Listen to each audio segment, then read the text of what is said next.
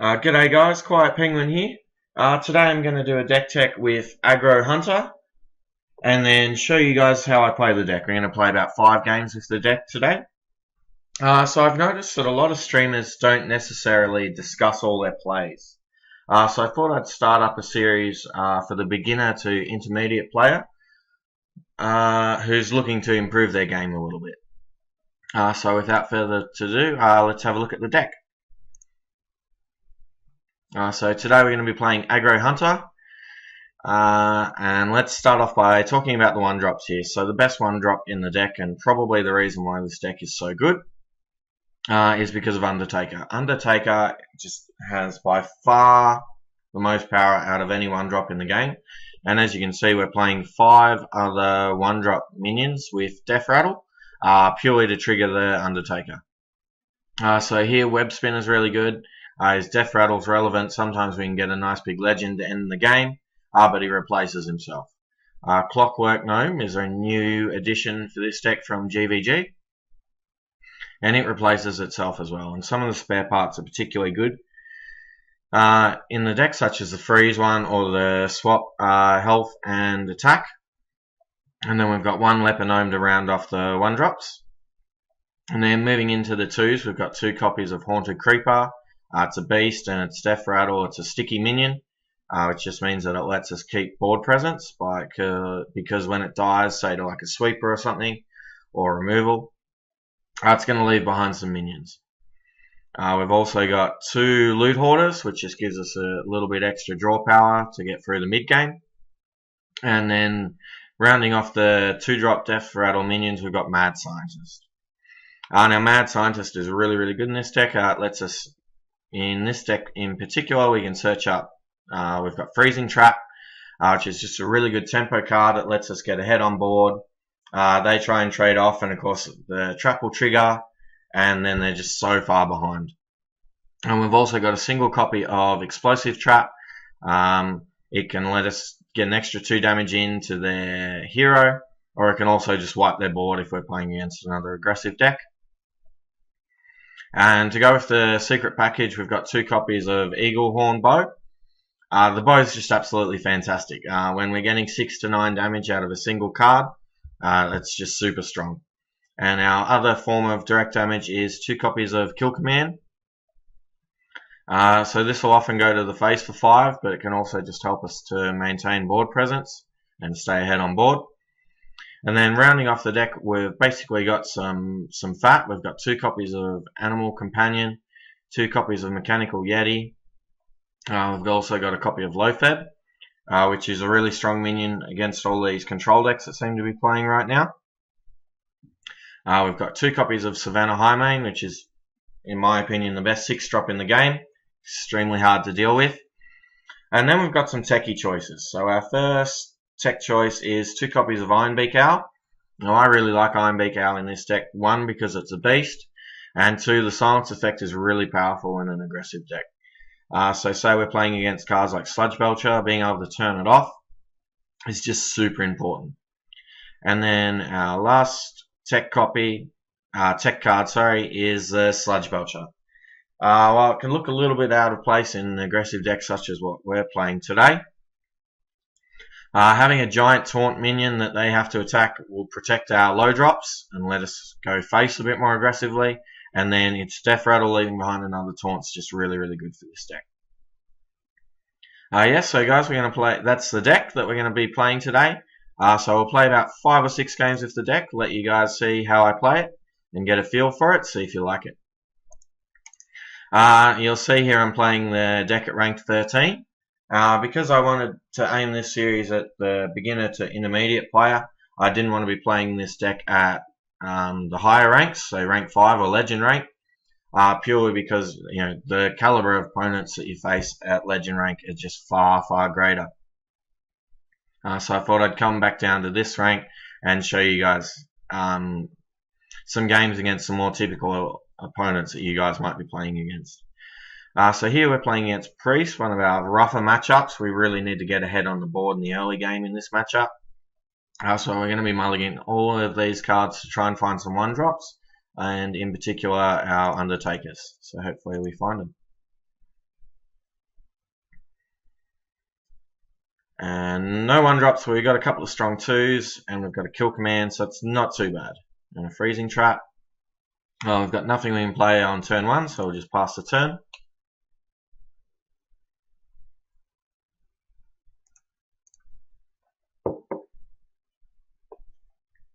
Okay, so we've got a few options here. We could play the hero power, or we could try and develop our board, which is what we want to do.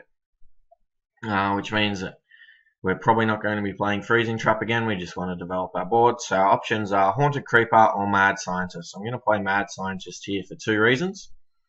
The first one is that we've got both copies in our hand and we've already drawn a secret, so we want these to activate before we draw any more of our secrets. And it's also got 1 more power. So we'll play a copy of Mad Scientist here.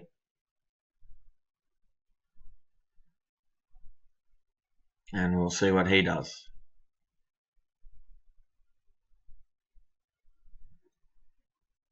And just passing here is fantastic for us. So here we'll attack face with our 2/2. And now that we've already started to develop a bit of a board presence, we just want to play Haunted Creeper here over Mad Scientist or either of these. And that's because if he happens to have a sweeper or a way to get rid of our minions, Haunted Creeper is going to leave us something on the board. So now that we've got control of the board, we just want to maintain it. So that's why we play Haunted Creeper. And hopefully he just goes hero power and passes. That's obviously the dream scenario. Next turn we're going to have Mechanical Yeti on board. And that means we're going to have a really firm control of the board. And after this guy's in play, cards like Freezing Trap, the Bow, and the Kill Command just get so much better because we've already got control of the board. All our minions can go face while the rest of our cards are dealing with what they've got, and they're just always behind on board. And then we get to finish them off with the hero power. So here I'm going to play the Mechanical Yeti and attack for 3.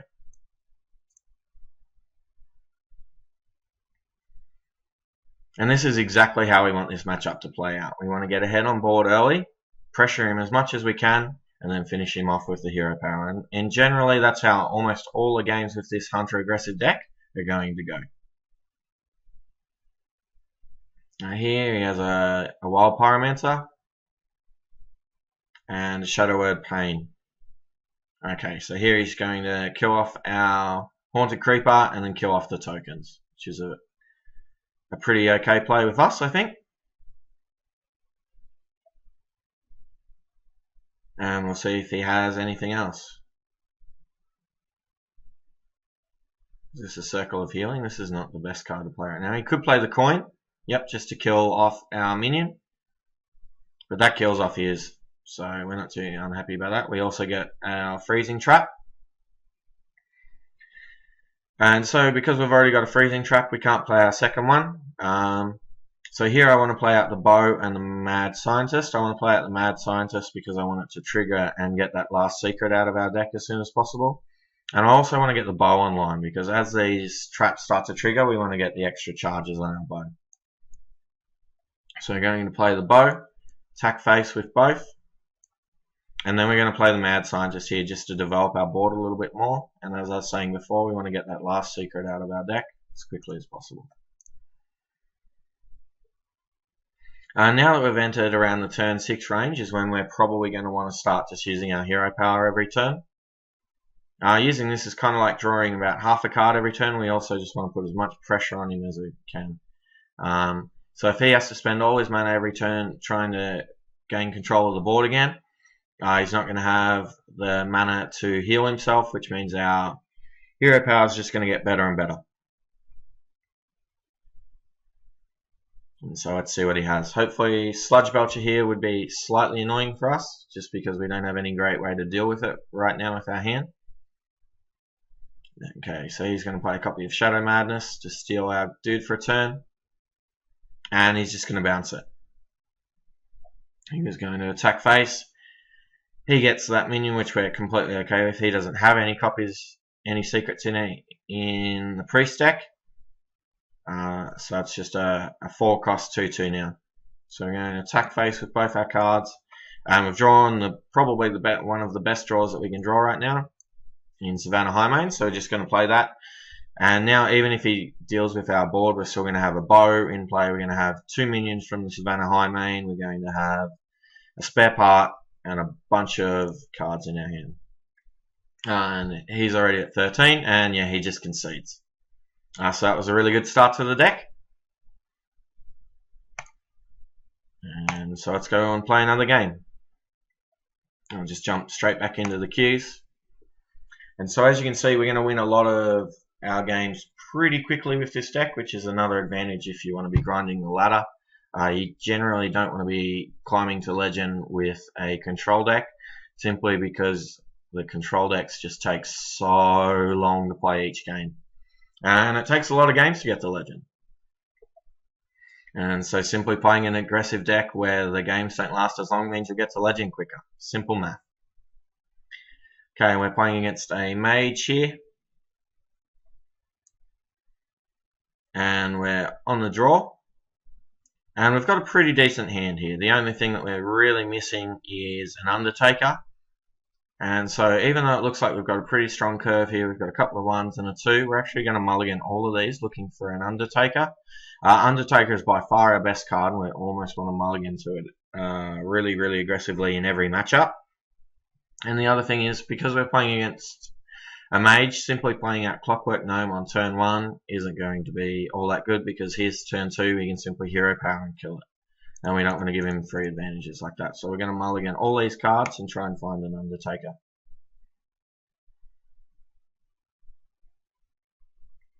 And we got one. And we even got a 1-drop Death Rattle minion, which means that we can coin our Undertaker and our Web Spinner here. And let's see what he does. Let's see if he reveals what kind of deck he's playing. So the most popular mage decks at the moment are either Freeze Mage or Mech Mage.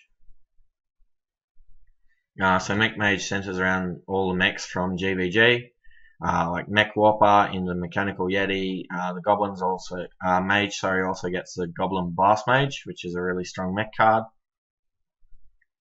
Whereas Freeze Mage is like more of a control deck. It aims to control the board and then finish you off late game with Burn or some Molten Giants. Those sorts of cards.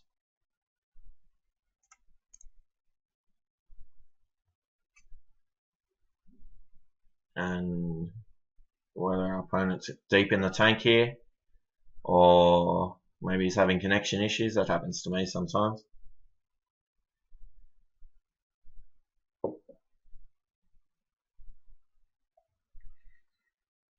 Okay, and because we've drawn a 2-cost Death Rattle as well, we're going to coin out the Web Spinner here, playing Undertaker first. So we'll play the Undertaker, coin out a Web Spinner to give our Undertaker +1/+1, and then next turn we can also actually bump our Undertaker again.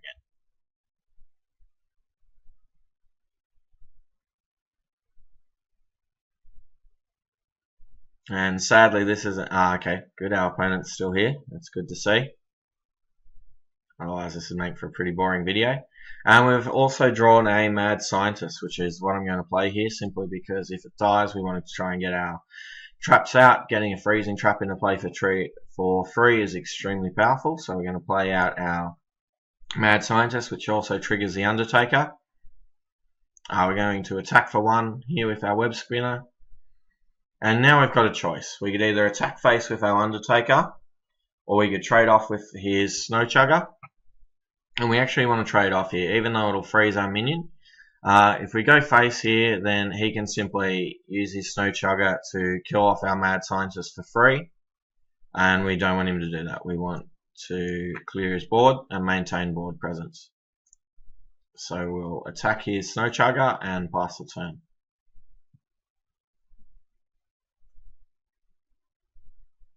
And as you can see, it's only turn 3, but we've got firm control of the board already. So we're exactly where we want to be.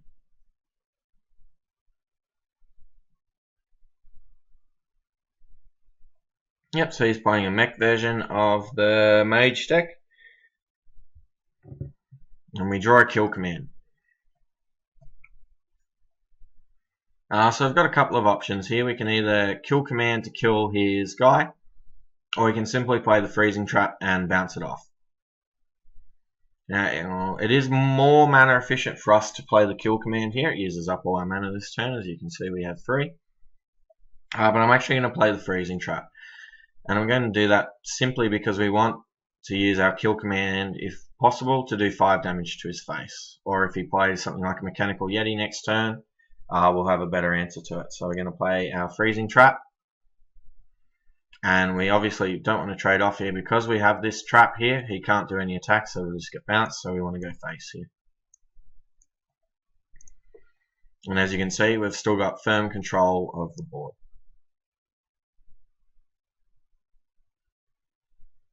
Okay, so he has the Goblin Blast Mage, which was pretty strong there for him. And quite possibly that was a good reason for us to kill off his mech. Now here we've actually got a few different options. We can kill command to kill off this. We can trigger the kill command by playing a web spinner first. But that's not a particularly strong play here. Again, we want to try and keep this to go to his face if possible. But we do need to start to clear his board. We definitely don't want him to attack with the Blast Mage next turn and get it back. So let's see here. We've got a few different ways that we can do that. So we can play the web spinner, make this into a 4-power dude and simply trade.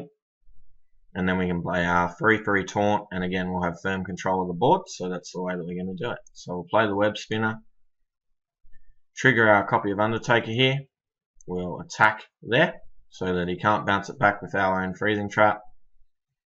We'll play out our 3/3 taunt we got off the web spinner, and then we'll attack face. And we're in a pretty similar situation than we were last turn, that we have firm control of the board. He has no good attacks because of our freezing trap.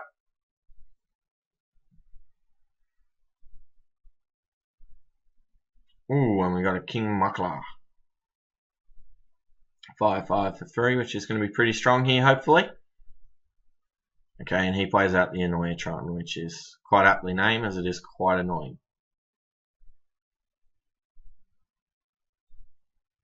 Okay.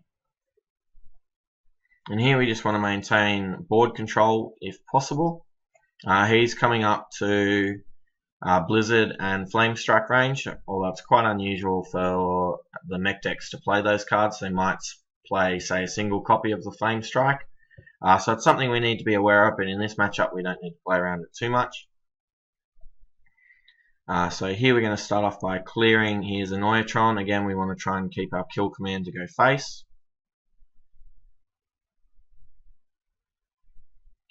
And now we've got a couple of options. We can play a Mechanical Yeti, which is probably our most inefficient way to use our mana, even though we can follow it up with a Clockwork Gnome. We actually don't really want to play the King Muckler here simply because he has a minion on board. We don't want him to buff it.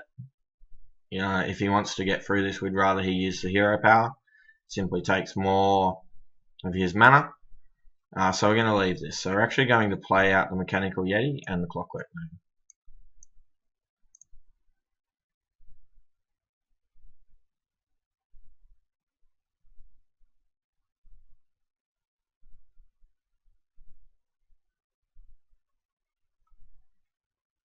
And we'll see what he does here. King Muckler is definitely one of the better cards to get off a web spinner though. Certainly better than like the random pirate beasts and some of the other ones. Some of the other ones can be pretty trashy. Yep, so he just chooses to play his 5-cost spider tank that we bounced before with the freezing trap, and then play out a Cogmaster. Here we really want to try and get that freezing trap out of our deck if we can, so we probably want to trade off our Mad Scientist into his Cogmaster here. Our other option is we can just clear his board and then play out some more minions. And in these aggressive, unaggressive decks, again, we just really want to maintain board presence if we can. So that's what we're going to do. We're going to kill off his minion there. And now we do have an option of which one we'd rather kill off. We'll kill off the Mad Scientist here simply to see which trap we get. And we get the copy of Explosive Trap, which is not particularly the one we wanted, but it's not too bad. Now that he doesn't have any minions on the board immediately, we can play out our King Muckler here, simply because the bananas aren't going to do as much at this board. Now we can either play out a Loot Hoarder. Here we don't particularly want to use this until it's going to kill him. Or we can simply play a Steady Shot. Now we want to play around a Flame Strike here. We want to let him get as less minions as possible, so we're simply going to Hero Power. And again, like I was saying in our last match, we're at the stage of the game now where we probably want to be using our Hero Power every turn.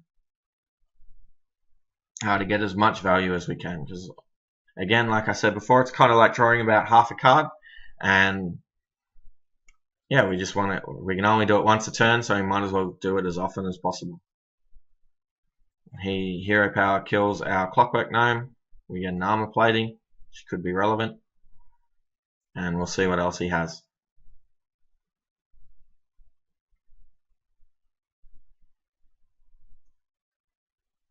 And he has a copy of Jeeves here, which he can't activate right now. And we're actually pretty happy if he keeps Jeeves around, simply because we can empty our hand pretty nicely here. We can play out both our Loot Hoarders and our Armor Plating if we want, so that he can't simply kill off our Mechanical Yeti. And then we'll even have enough mana left over to Hero Power. So that's what we're going to do here, and we're even going to get to draw a card off the Jeeves. So we don't want to trade and this off the board. We're more than happy for him to keep that in play. So we're simply going to go face here. We'll buff our Mechanical Yeti, play out as many cards from our hand as we can, and then we'll shoot him in the face. And we wanted to play out both Loot Hoarders here rather than a Loot Hoarder and an Animal Companion, simply because that left us enough mana left over to play our Hero Power. And we draw the Freezing Trap, which is a pretty decent draw here. You can see he's at 9. He's technically dead, because we have 5 damage here in our Kill Command, 2 damage here in our Explosive Trap, and then we've got our Hero Power. So this game is pretty much over. Okay, he plays a copy of Enhancer McConnell, and then plays Defender of Argus. So that was a pretty good play there from him. Thankfully, as we were talking about before, we've got him pretty much dead here. All we need to do is play our Hero Power, get him down to 7. We'll Kill Command him straight away, put him right down to 2. We want to do that straight away because we have a beast in play. We do have another beast in our hand, but just in case something happens, we want to make sure that we get the maximum amount of damage off that Kill Command now that he's so low. So we'll play out a Lepinome here, which if he ever kills, he just dies. And we'll play our Freezing Trap. And once again, we don't really want to kill the Jeeves. We're happy to draw more cards in case he has something crazy. We will kill the other minion here though, and then we'll end the turn and draw 2 cards. And Jeeves, as you can see, is an incredibly powerful card when you're drawing so many cards, but it can be quite dangerous in the Aggressive Mirror. As you can see, I don't think he drew a single card off Jeeves, and we drew 3 or 4. So you have to be very careful about when you play Jeeves. So thanks for watching, guys. Please like, comment, subscribe, and join me in part 2 for more matches with Aggro Hunter. Thanks for watching.